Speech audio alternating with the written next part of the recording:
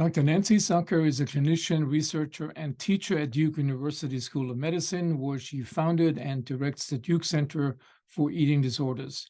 She's a professor in the departments of psychiatry and behavioral sciences, psychology, and neuroscience, and the author of 131 professional publications and of the revised practice guidelines for the treatment of eating disorders from the American Psychiatric Association. Most recently, she has published the book, Treating Functional Abdominal Pain in Children. Dr. Zucker's major clinical and research interest is in understanding how to help young people to develop a healthy awareness of their body signals and learn how to match these to actions that allow them to flourish. Her research and clinical work has been featured on ABC's Nightline, the Wall Street Journal, the New York Times, Time, and other major news outlets. The innovative and validated treatment approaches as developed by Dr. Zucker over more than a decade of working with such patients and explained in practical detail proposed by her and her co-authors in her new book are a much needed addition to the field. I cannot think of any publication in this field for healthcare providers, parents, and patients that is as informative, entertaining, and filled with actionable strategies for young patients suffering from chronic abdominal pain. Welcome to the show, Nancy. We did one of those podcasts, I don't know how long ago, maybe 6 months ago, about a different topic, about eating disorders. So today, really, I want to focus on talking to you about your recent book, Treating Functional Abdominal Pain in Children, subtitle Clinical Guide Using Feeling and Body Investigations. An absolutely amazing book, not just from the content and the science, but in the practical implications, but also the beautiful illustrations that you have included in this. So yeah, let me jump right into this. You start the book with, I mean, this is a clinical guide ultimately, but you start with this background science behind what you call feeling and body investigations, or FBI. So we have talked before about your prominent role in treating patients, children, adolescents with eating disorders. This is about pain, about abdominal pain, and so what is the background science, behind this book, and why, as somebody who is prominent eating disorder investigator and clinician, why have you switched to abdominal pain? Is there a similarity in the underlying science? No, it's a great question, and I can kind of answer that in terms of my personal clinical journey, and then get into the science behind it. So in my my work with people with anorexia nervosa, one of what I think is kind of fundamental to the disorder is individuals' relationship to their body, right? And first and foremost, their ability to tune into their body and decipher what their body is communicating, whether their stomach is communicating that they're hungry or whether they're anxious, and whatnot. And then folks with anorexia nervosa, they ability to kind of tune in, perceive, and respond, right? So to tune in and label it as hunger and then respond, okay, I'm hungry, I should eat something, is disrupted. And we don't, quite know why it's disrupted, and the implications of that are profound. If you think about, okay, how do you know who you are, right? How do you know what you're passionate about? How do you know whether you're a morning person or an evening person? How do you know what scares you and what excites you? And so what happened for me is asking questions like, when does a child begin to learn how to tune into their bodies and decode things, and how, and what are the conditions for which that learning could become disrupted, and who would be vulnerable children, and how early can you teach that? And so so it led me to think of some metaphors, and particularly the metaphor of parenting, right, where you have a parent with an infant and the parent is tasked with this, the same challenge of like taking an infant's cues and figuring out, okay, is the infant distressed, and responding, and then the infant feels soothed. So this metaphor of self-parenting, right? Teaching a child to tune into themselves and parent themselves. And it led me to pain, because, a child who would be vulnerable to distrust their body, that their body actually is dangerous or harmful, or the signals from your body are communicating threat, are kids who experience pain. And if this is happening in young children, which happens with kids with functional abdominal pain, then the implications of that are they become scared of their body, and they actually wouldn't learn to discriminate, that, oh, this is my stomach actually in pain versus actually this is a hunger pain, and this is actually a gas pain, and I actually don't need to be alarmed about most of this pain. And how do I learn to decode those things? And so that's kind of the clinical journey that led me here. Yeah, and so a lot of this has to really do with perception or interoception. So how we become aware and how we respond to the signals that our brain gets 24 hours, 24/7. Most of them we're actually not aware as adults, certainly not those sensations from the gut. And most people, I would say men more than women, have learned not to pay much attention to it.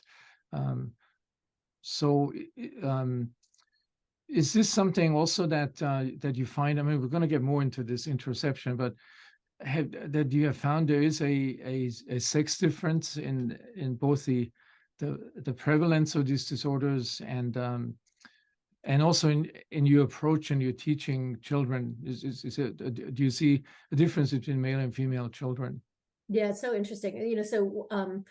And this is true of the eating disorders too. And when you get, the younger that you get, the less that there's a sex difference, right? And then starting around puberty, right, is where you really start to see a differentiation, right? And, in terms of sex differences, and as you know, that, right, whether that's a hormonally mediated difference, right, whether that's a societal mediated difference, whether of course it's, likely all of those things that contribute to these sex differences. But in the little people, that I target, the 5 to 9 year olds, you're seeing a pretty even split between little boys and little girls who have this tummy pain that interferes with their functioning and causes their parents, concern. How common a problem is these chronically recurring abdominal pains in children? Yeah, common. It's one of the most frequently presenting complaint in pediatric offices, right? And you can imagine, for parents, functional abdominal pain, as you know, is historically a diagnosis of exclusion historically, right? That, you've ruled out kind of true organic causes for pain. And so, we've come a long way in our conceptualization of these disorders, but still at the end of the day, parents are, you're not left with this physical ailment is causing this pain, and if we treat this physical ailment, your child's pain will go away. And so what happens is that you have this uncertainty if you're a parent about, okay, is this something that is missed in my child's pain? And when they're complaining of pain, do I have them miss school because they're ill? And so trying to create a framework where parents can manage that better. And it's about 10% of kids appear for pediatric primary care with recurrent abdominal pain that is severe enough that they need to miss school, or they show up in the emergency room because it's so severe. So that's an interesting number, because 10% is also the prevalence of so-called, functional, what used to be called functional gastrointestinal disorders in adults, and also surprisingly that has remained fairly stable over time. It just varies depending on the symptom criteria that are being used to classify it. But there hasn't been like an increase, in association, for example, with this epidemic of anxiety disorders that has happened, the last couple of years. Is is there evidence that children that suffer from chronic abdominal pain also go on to, are they more likely to develop one of those functional or gut-brain disorders as an adult? Is there evidence for that? Yeah, there is. I mean, and so another reason why these kids are so interesting to me is just their vulnerabilities, right? So they're at risk for developing chronic pain disorders, right, such as other functional pain disorders, but also they're at risk for developing later anxiety, depression, right? And so, tummy pain is an interesting symptom, right, in that we can detect it, right? Whereas things like anxiety and depression in young children, we're perhaps not as good at taking that out. So it becomes this marker, right, for kids that would really benefit from early intervention, that hopefully, right, if we were to get them at the age of 5, the hope is that we would actually alter these trajectories of risk. Which would be huge because, obviously, as adults, these patients cause, a huge amount of investment from or costs of the healthcare system, with unnecessary investigations and even surgeries and all kinds of remedies that people bite and try to help their symptoms. So if your intervention turns out to be successful, it would seem to be a pretty cost-effective measure that could change, change the adult field. The prevalence in adults.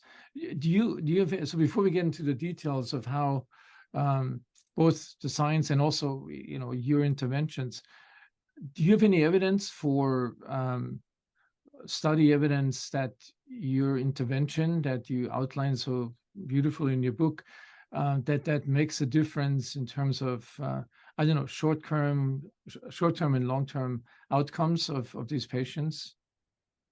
Yeah, so our initial trial, which is under review, is found that we reduced both the frequency of abdominal pain episodes and the duration and the intensity, so all the kind of pain parameters, but also in some ways, more importantly, the interference due to pain, right? So that their pain was not getting in their way, right? Which is that those kind of functional outcomes that are so important, and also that we decrease the mental health symptoms, the child's anxiety symptoms, and we increase their cheerfulness, which we were happy about. As you mentioned, it's a playful intervention, so we're hoping to not only decrease negative affect but increase positive affect, which doesn't always go together. Yeah, no, it's really amazing that something as simple. It's elaborate the way you describe it. It took a lot of experience and imagination to come up with your lessons. But it's still amazing that something like this would have such an impact on a. Yeah, at the end of the day, it is a simple intervention. It is one of these, when I present it to people, and I present the concept of it, they're like, of course, that, yes, this is exactly what needs to happen, right? Just makes body sensations silly, and that's such a silly thing to do, but it makes so much sense. So if you wrote several chapters on this and have published on it, and so how would you describe this in a few sentences? What goes wrong in these children, and then what do you target your intervention? So that interoception, this word looms large in all your work. So maybe we can start with that. What Sure. is that? Sure, and so, interoception, right, our capacity to sense sensations from visceral organs, right, that tell us kind of the moment to moment, that's our moment to moment mapping of our body experience. And what happens for individuals with pain is that they develop that initial perception becomes a startle response, right? So they notice a sensation in their bodies and they become alarmed by it. Oh gosh, is this a warning signal that I'm about to have a pain episode? Is this, and so this initial fear response becomes this vicious cycle, right? Where they become afraid of that signal, they tighten up, they become fear, and so that signal becomes amplified. They subsequently avoid activities for fear of pain, which further, decreases their pain experience. And so one of the things that FBI is trying to do, several things. One is to alter that initial perception. So rather than being one of being startled, it's like, oh, so like rather than, feeling a sensation in your gut, they're like, oh gosh, is this a signal of a tummy pain? They're like, oh, that's just gassy gus, no sweat, right? Just like my friend, little gas character, like I'll just, fart and move on. And so the first part of it is altering that initial perception. The second part is what's called, doing interoceptive exposure exercises, which is actually intentionally provoking body sensations that kids would be scared of.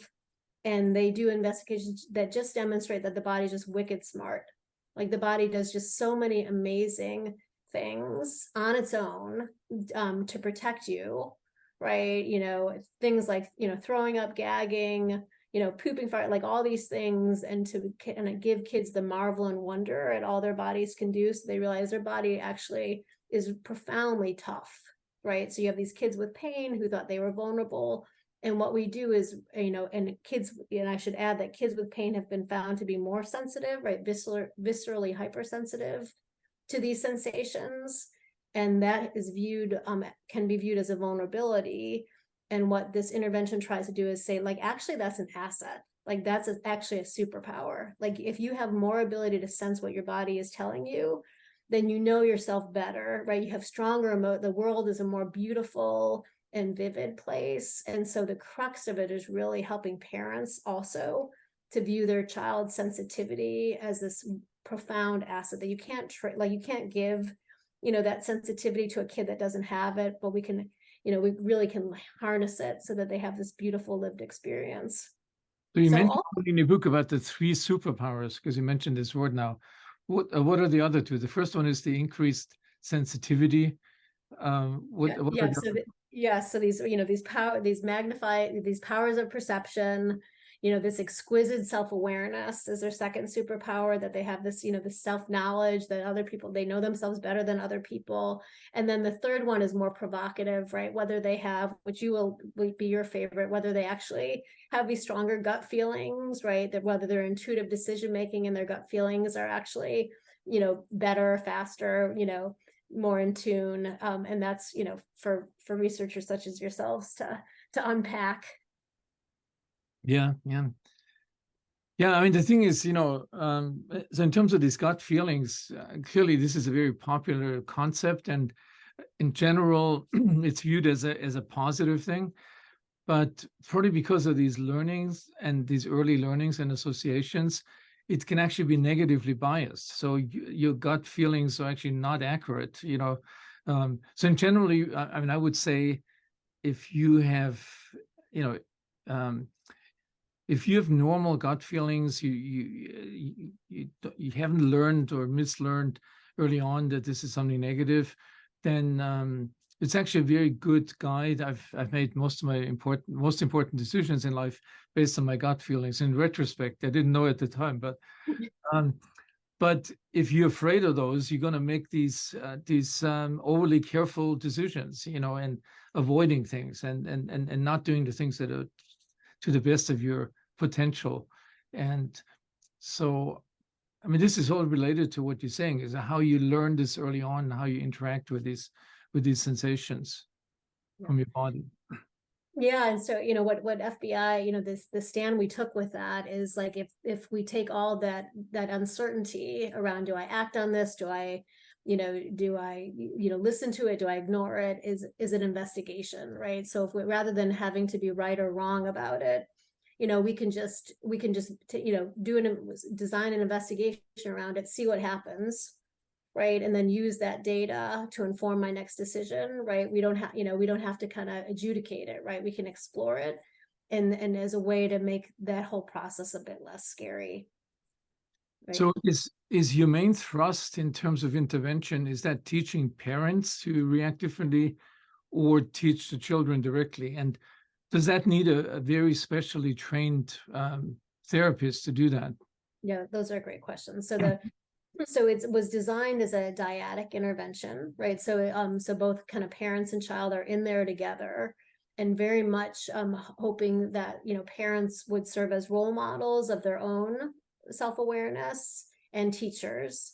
And so, you know, so parents are, are encouraged to do all the activities with the child, you know, to fill out the worksheets for themselves, as well as to facilitate filling it out with their child. And the therapist is really helping the parents to be able to implement this.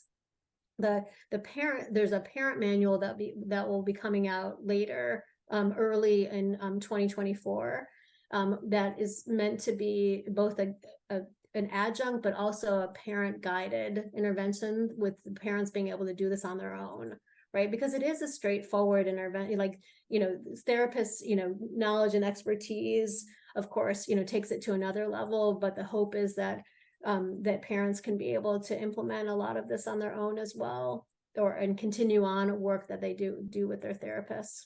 And this is interesting because you know, a lot of parents, more mothers than fathers, also suffer from the adult version of these syndromes. So you know, IBS, or you know, functional bloating, whatever the names are for these, like, in my opinion, all very similar disorders. They're not really separate disorders, in my opinion. But if the parents have to learn this first to be able to be good teachers for their children, it should be therapeutic for them as well, without knowing that they're actually undergoing therapy here. Yeah, no, I think so. In fact, you know, one of the things, and even knowingly, right, you know, so one of the things that has, you know, happened for me clinically, when I was first developing this intervention and giving the rationale to the parent right before the child was in the treatment, explaining the rationale for it, you know, parents would start tearing up. And the reaction was because, you know, they had their own lifetime experience of pain, and they, you know, they were sad that this would have been so beneficial to them, you know, when they were younger, and that they didn't get that. So there was just this kind of grief that they were going through and hearing about this, and also just this hope, right, that they could experience this for themselves, and therefore protect their child from going through what they went through. So it was actually quite emotional. Yeah, that's really amazing. So coming back to my question, so who is qualified? I mean, outside of your clinic, who is qualified to deliver this therapy? Yeah, I tried to write it in a way so that it was very accessible, right? So that certainly any healthcare provider could administer it. And, you know, so anyone in a pediatric clinic, you know, from you know, a nursing assistant, you know, to a pediatrician, you know, to a mental health professional could really develop this intervention. I try to make it so that a teacher in a classroom could implement it, you know. So and the way that I tried to do that, we'll see how I do, is that, you know, there's, you know, if you were interested in the geek part of it, you know, the real kind of science behind it, you would dive into the first part of it. But if you're really more pragmatic and you just want to get the intervention delivered, you'd go right to the second part and do it. It has a session by session guide. And then the third part of it is the appendix, where it has the actual material, like the patient materials, which then there's a whole bunch that you can download for, you know, easy access. So you can kind of wherever you are, I'm hoping it fills those boxes for all those professionals. So for those listeners who haven't been there from the beginning, so we're talking about Nancy Zucker's phenomenal book, Treating Functional Abdominal Pain in Children, a clinical guide using feeling and body investigations. and we're talking about the way how this can be adopted by, you know, a large number of healthcare providers that are dealing with children with chronic abdominal pain, a very common condition. So have you seen an uptake by, you know, pediatricians, nurse practitioners in using this guide and seeing success? Well, that's to be determined, because it comes out November 30th. Okay, so So we'll see. But thanks to your podcast, of course. So no. So we'll say certainly it was, it was co-written by a pediatrician, who, Marty Gagliano, who's been in the field, for decades. And so, so there's a helpful chapter, specifically for pediatricians about, the issue that you raised earlier about like, when to do more diagnostic tests, and what's this kind of the sweet spot to be had. And so some just, guidelines to help, pediatricians make their own judgments about that. So I'm hoping that that part of it will make it even more appealing to the medical professionals in terms of that. But I'm hoping that it give, I think, right, pediatricians are great in balancing the mental health aspects of symptoms with the physical aspects and their important integration. I'm hoping it gives them more language to feel like they're doing that more confidently. okay, yeah, I mean, I can't see something that is more logical to do, helping both the children and the parents at the same time. It's kind of an amazing, and it's inexpensive. I mean, it's not like some expensive treatment. It's only available to, specialized kids being seen in specialized centers. So this really could be delivered in any practice across the country. Yeah, and the materials, so the online materials, there's like whole workbook, like patient workbooks and patient worksheets and coloring pages and character sheets. So there's a whole there's the handbook, but then there's a whole other materials that would be available to a practice, which we really, our goal was to get this out there so that we can help these kids, in the easiest way possible. Now, since, we talked about this earlier, that in earlier part of your career, you were mainly focused on eating disorders. I mean, eating disorders don't manifest in young children. So, but would that program have in any way a relevance for patients with eating disorders when they get into puberty? Or Yeah, no, it's a great point. So certain you're absolutely right in that, like, certain eating disorders like anorexia nervosa and bulimia nervosa and have their typical age of onset around adolescence and late adolescence. But before they had anorexia and bulimia, they had GI disorders. Right. And they had anxiety. And so, one of the things that also, got me in this interesting is, are you, by targeting kids, with functional abdominal pain, and teaching them to trust their bodies and to know their bodies, like, could you, as a secondary goal, prevent eating disorders, right? Are you giving these kids tools so that they're less vulnerable, to the onslaught of puberty? And that's the wish. I don't have data to show that that's the case, but that's, I'm hoping that we can use it as a preventative intervention, via that lens. okay, no, I mean that's really great. So, coming back to the practical thing, is this something that that you would teach in groups of children or groups of parents, or is it a one-to-one? Yeah, it's a great question. So so the way that it was developed and tested in the clinical trial was with individual parent-child dyads. But I have implemented it in a group format, and it actually works. I don't want to say even better, but you can see where it could, right? Because first of all, like, there's the psychoed piece where you're teaching the child about what different body sensations are and introducing it to characters is the first part. And then when you're doing these interoceptive exposure investigations where you're exploring how much two different activities, for example, causes your heart to beat, and comparing and making a prediction about that, you could see where kids in a group, doing jumping jacks for a minute and feeling their heartbeat and counting it would just work really well in a group or classroom setting and be a lot of fun. And how long? So this is obviously a course how long does the course take? So somebody decides Yes. now I want to do this. So how many weeks do they have to commit? Yeah, it's a 10 session intervention, which is long. I do want to say that is, there's been some really critical advances, using cognitive behavior therapy for functional abdominal pain that can be as short as like 3 sessions. So 10 sessions is long, but the reason why it's a bit longer is because I'm really trying to do a lot, right? Trying to teach kids about emotional awareness, and so each session has a different theme, right? So there's like the eats, where children learn about hunger and fullness and the sensations associated with that.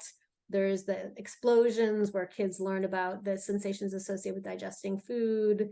And then there's sessions devoted to emotional experience and sessions devoted to sleep and recognizing sleep. So I'm hoping that, kids leave the intervention knowing what different types of pain is like, knowing they could recognize hunger and fullness. They know what their emotions feel like. They know what feels like when they're sleepy, and so it improves their sleep. And so they just leave as self-actualized little 5-year-olds. Yeah, it's I mean, I'm just thinking about dealing with adult patients. I mean, I could easily see making another version of this book for adults, because I mean the same lessons that you teach the children for many patients will be just as useful, if you made this the major. It could be an online program. Obviously, you wouldn't have to come in, but many of these lessons apply to adults just as much. I mean, it's Yeah, it's been funny. So, I have implemented this intervention with adults, like not doing any, like as a child, recognize that it was developed for children. And the adults that I have administered it with are those with complex trauma, right? And it was the framework, and sexual trauma, right? And the framework that I implemented it with was this notion of like, you were robbed of developing a safe relationship with your body, and so it never emerged because of what has happened to you. And so we really need to go back, and kind of start over from when you were a kid and develop these tools. And so, which has been a relief, it's such a simple, funny little intervention that it felt very safe for some adults. And then, other adults will think I'm being patronizing, so there's a need to, develop some different tools as well. Do you think from there's now obviously, as you mentioned, these competing interventions in adults, mainly cognitive behavioral therapy and online versions of that, which makes it available or acceptable to a much larger population. And online versions, I mean, kids spend a lot of time from earliest age on the internet, and with exactly the kind of things like cartoon characters and funny stories. So you would almost think that this is something that kids would adopt like very early, because it's in their medium. It's in this funny character type, cartoon type character environment. And yeah, I think to me this is something that is almost makes it even more likely that this will be successful, because it's speaking the same language as children in our modern age, particularly if you were online, like animated cartoon characters, that played it. Well, I hope so. It would be nice if Pixar, picked up FBI as as their next, and they've certainly, had, wonderful, films about, using about emotions as sensation experiences and characters and things like that. So it is certainly along those lines. I was very lucky to have, Duke students are very talented, and there's some very talented artists amongst them. And so to have, one of my students who is currently in medical school, Lizbeth Lepo, who was a great artist who did all the illustrations for the book, right? And so it's very meaningful to have her along for the ride for this too.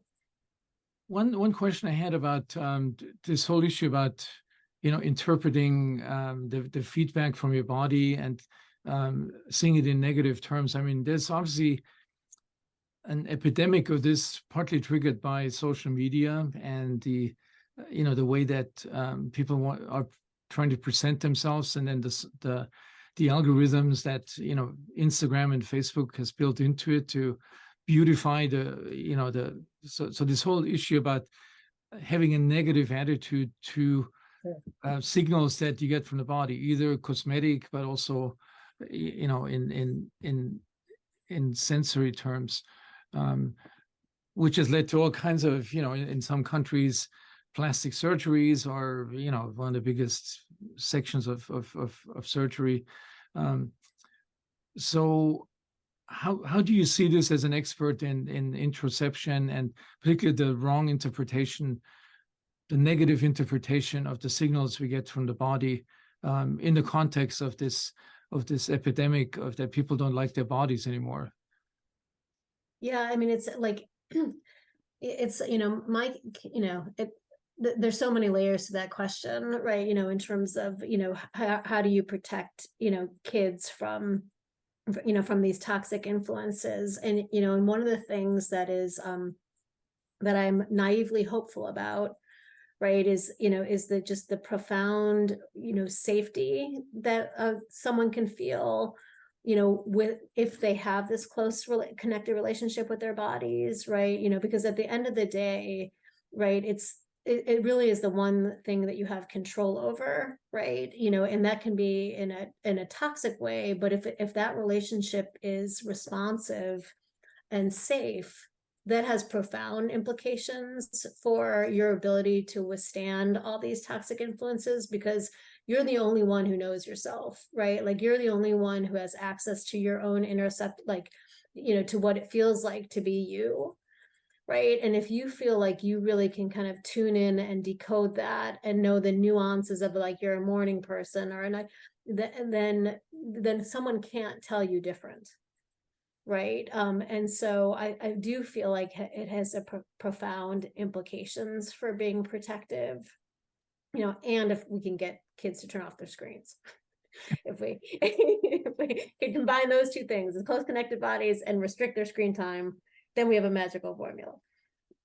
Yeah, because I feel, people don't realize, they think they're dealing with reality in a one-to-one, that what they see and what they feel is directly related linearly to their reality. But in reality, it's actually all interpreted by the brain. It's not, we live according to the models that our brain has created, what reality is and what our bodies are.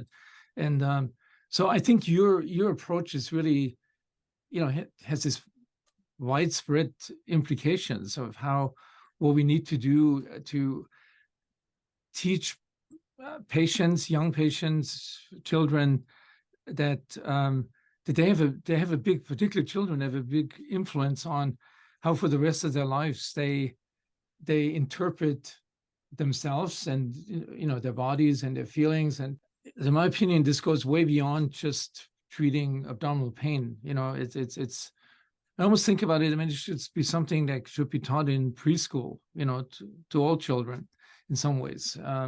Would probably have a profound effect on downstream on a lot of areas, Yeah, I would love for us. We neglect, some in our psychological treatments, right, where we get very cognitive, right, and we don't.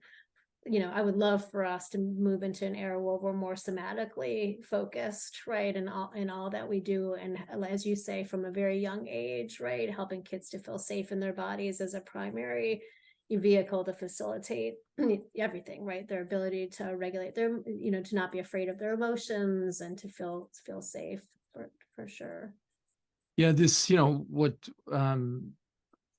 Poland has called this national eating disorder. That's has to do with this as well. That people are so afraid of external things that they ingest, or that they consider for, like, regular foodstuffs, that it's all influenced by fear, and that creates then a situation where this fear in your brain actually affects your digestive system. And so it's, I mean, I think in a lot of ways, I mean, we live in this age of, I don't know if this was the same in future generations where they, it was much more a matter of fact, accepting the way you've grown up, and as the guideposts, how to interact with your body and with the world. I mean, it may not have been that healthy either. We always tend to glorify the past, but I think what's happening today with all these influences that that kids and adults are being bombarded, mainly from the internet, that's really fueling this. I mean, it's yeah, it is hard to stay connected to one's body, right? When you're like, when you're given all these alarmist messages, right, about like you said, the things that you ingest or the sensations that you experience, everything's, if it's medicalized and given this threatening lens. And there's just a real and the gadgets, right, in terms of that give you like interoceptive feedback, right, can have the opposite effect, right, of causing you to be disconnected. Like I recall, I was at dinner with a dear friend of mine, and his watch beeped, and he looks at his watch and he's like, "Oh, I'm tired," right? And you're just like, "Oh gosh, where are we headed?" In terms of just like, just our capacity to tune in with ourselves and sense things for ourselves as our guidepost. Yeah, this is actually a very good point, and maybe a good way to end this. So this revolution in wearable devices and this enthusiasm, how it's being incorporated. Yeah, I mean, all of my friends have these Apple Watches, and it beeps, and then they check their iPhone about their blood glucose level, and like all these things that our brain is perfectly equipped to interpret and respond to. So now we sort of almost take out the brain of this, and Yeah, no, it is, so hopefully, right, we train these little guys to be FBI agents, and they, save a lot of money because they don't need wearables. Well, Nancy, this was a wonderful conversation. As usual, it could go on for a long time. But I think this is definitely something I think a lot of listeners will be interested in, because it applies, not only to their children, but also to themselves, and how they can. So I would recommend to everybody, regardless if you have children or not, to buy this book when it comes out the end of November, Treating Functional Abdominal Pain in Children, by Nancy Zucker, Catherine Loeb, and Martha Gagliano. I can't wait to have it in my hands as well. But this is definitely a book, I think, that may change the lives of many people. Oh, thank you very much. I appreciate it, Emma. Lovely to chat with you as always. Thanks, Nancy. Bye-bye.